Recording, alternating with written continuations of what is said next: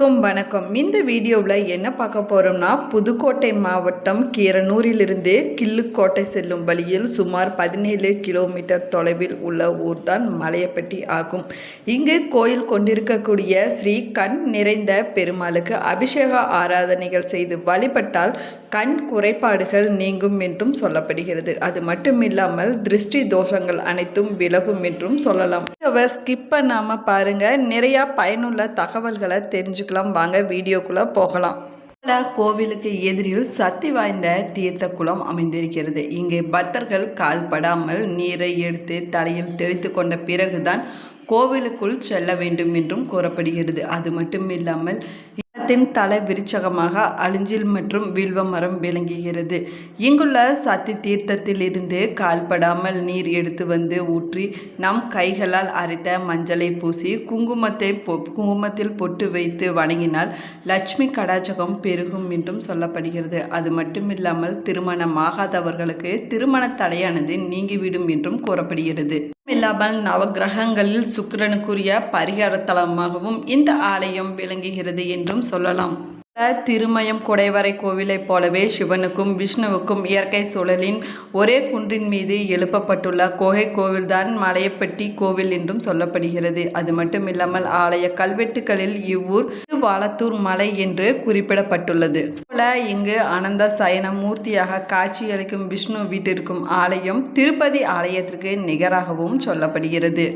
இங்கு இருக்கக்கூடிய சிவன் கோவில் திருமால் கோவிலை விட முன்பாகவே தோன்றி இருக்கலாம் என்றும் சொல்லப்படுகிறது. மலைப்பட்டி குகை கோவில் கழுக்குமிகு அருள்மிகு காளியப்பட்டி விசலூர் போன்ற இடங்களில் வேறு சில பழங்கால குகை கோவில்களும் காணப்படுகின்றன. அது மட்டுமில்லாமல் மலையடிப்பட்டி கோவிலில் நந்திவர்ம பல்லவரின் காலத்து கல்வெட்டுகளும் காணப்படுகின்றன. அந்த கல்வெட்டில் 16வது நூற்றாண்டில் குறிப்பாக கிபி 730இல் அவன் சாத்தான் என்பவரால் மலையை குடைந்து சிவனுக்கு கோவில் எழுப்பப்பட்டதாகவும் சொல்லப்படுகிறது. அது மட்டுமல்லாமல் அந்த இறைவனுக்கு வாக்கீஸ்வரர் என பெயரிட்டதாகவும் சொல்லப்படுகிறது. மலையின் கிழக்கு பகுதியில் மலையை குடைந்து முன் மண்டபத்தை அமைந்திருக்கிறார்கள் என்றும் சொல்லலாம். சற்று உள்ளே சதுர வடிவில் கருவறை உருவாகி இருக்கிறது என்றும் சொல்லப்படுகிறது. அது மட்டுமில்லாமல் பாறையை குடைந்து சிவலிங்க திருமேனியை வடித்திருக்கும் விதம் பிரமிப்பை ஏற்படுத்துகிறது என்றும் சொல்லலாம். அதே போல சிவலிங்கத்தின் முன் நந்தி சிலை செதுக்கப்பட்டு உள்ளதாகும். மட்டுமில்லாமல் வாக்கீஸ்வரர் கருவறையை அடுத்த அர்த்த மண்டபம் காணப்படுகிறது. அந்த மண்டப சுவரில் சப்த மாதாக்கள், விநாயகர், வீரபத்திரர், சிவன், விஷ்ணு ஆகியோரது சிற்பங்கள் மலையை குடைந்து உருவாக்கப்பட்டுள்ளதாகவும் சொல்லப்படுகிறது. அது மட்டுமில்லாமல் எருமையின் முகமும் மனித உடலும் கொண்ட மகிஷாசுரனுடன் அன்னை பராசக்தி சிங்கத்தின் மீது அமர்ந்து போரிட்டு வீழ்த்தும் காட்சியும் தத்ரூபமாக சித்தரிக்கப்பட்டுள்ளதாகவும் சொல்லலாம். போல இந்த கோவிலின் குகையை ஒட்டியுள்ள முன் மண்டபம் விஜயநகர கால களப்பணியை சேர்ந்ததாகவும் சொல்லப்படுகிறது. போல சிவன் குகையின் மேற்கு பகுதியில் விஷ்ணு குகையும் காணப்படுகிறது. இந்த குகை கோவிலின் பள்ளி கொண்ட பெருமாள் அருள்கிறார் என்றும் சொல்லலாம். அது மட்டுமில்லாமல் சயன கோலத்தில் இருக்கும் இறைவன் பள்ளி கொண்ட பெருமாள் என்றும் கண் நிறைந்த பெருமாள் என்றும் தாயார் கமலவல்லி என்றும் அழைக்கப்படுகின்றனர். விஷ்ணு குகை கோவிலானது கருவறையும் அதற்கு முன்பாக ஒரு மண்டபத்தையும் கொண்டதாகும்.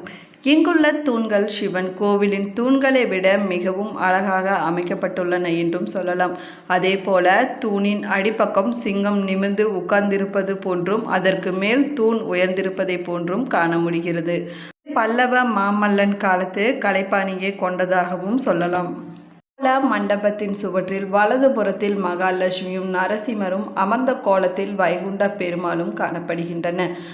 இடது புறத்தில் ஹயக்ரீவர் மற்றும் பெருமாள் விஷ்ணுவின் நிற்கும் தோரணையும் காணப்படுகின்றன.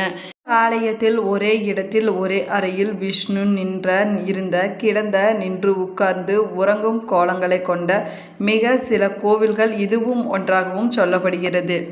இந்த ஆலயத்தில் சயன பெருமாளை சுற்றிலும் 5 தலை கொண்ட ஆதிசேஷன், நாரதர், தும்புரு, பிரம்மா, ஜாம்பவான் தேவர்கள் காணப்படுகின்றன. அதே போல துவாரபாலகர்கள் கையில் வைத்திருப்பது போலவும் தாயாரின் சன்னதி காலத்தால் மிகவும் பிற்பட்டது என்றும் சொல்லப்படுகிறது. குகை கோவிலின் ஓவியங்கள் ஆந்திரா மாநிலம் லோபாச்சியில் உள்ள ஓவியங்களின் சாயலை கொண்டுள்ளதாகவும் சொல்லலாம்.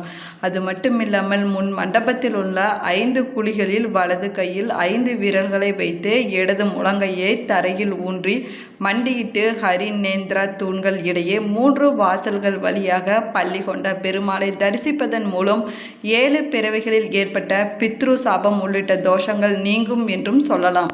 இல்லாமல் கண் பார்வை சம்பந்தப்பட்ட எல்லா நோய்களையும் நீக்கி அருள் புரிகிறாள் இத்தல பெருமாள் என்றும் நம்பிக்கையாக சொல்லப்படுகிறது.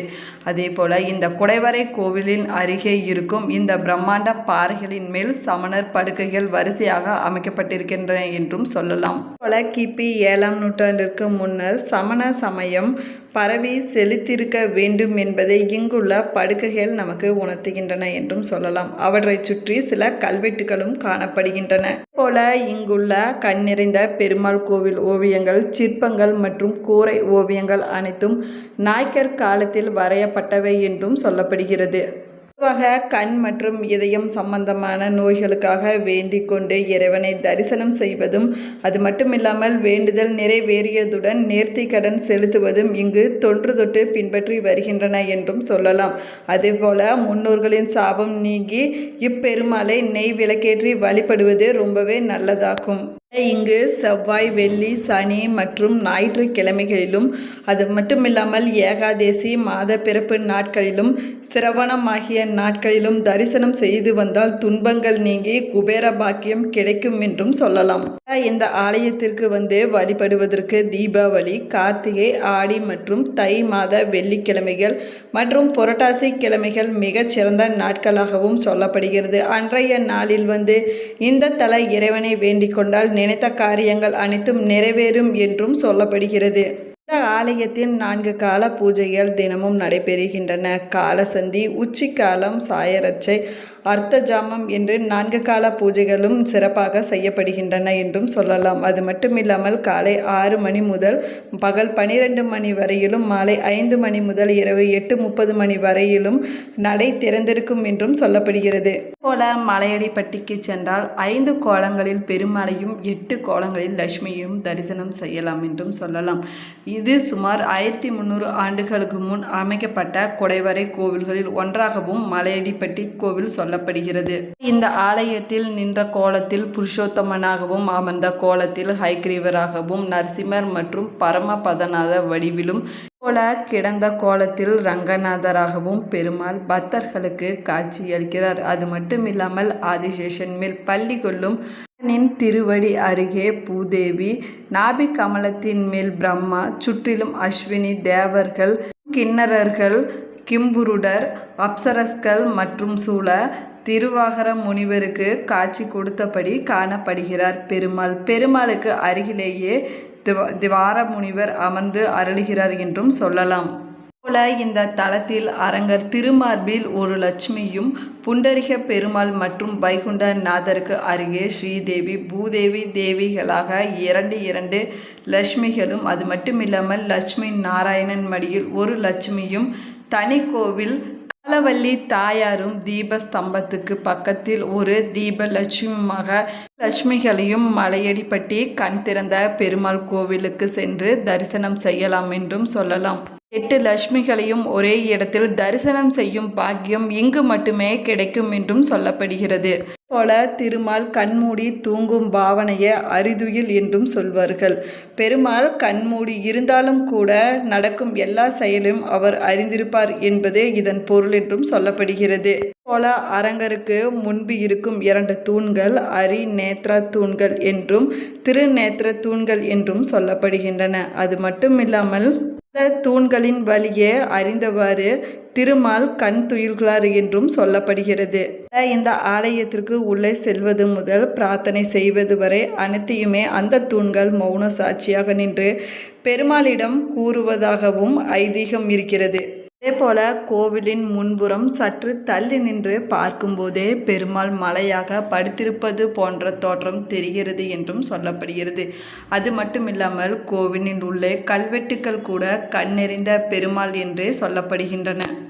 அதற்கு பக்கத்தில் சிவபெருமானுக்கென ஒரு குடைவரை கோவில் குடையப்பட்டு சப்த மாதாக்கள் புடைப்புச் சிற்பங்களும் காணப்படுகின்றன என்றும் சொல்லலாம். வீடியோ உங்களுக்கு பிடிச்சிருந்தால் லைக் பண்ணுங்கள், ஷேர் பண்ணுங்கள், கமெண்ட் பண்ணுங்கள். இன்னும் சேனலை சப்ஸ்கிரைப் பண்ணாமல் இருந்தீங்கன்னா சப்ஸ்கிரைப் பண்ணிக்கோங்க. கூடவே இருக்கிற பெல் ஐக்கானையும் கிளிக் பண்ணிக்கோங்க.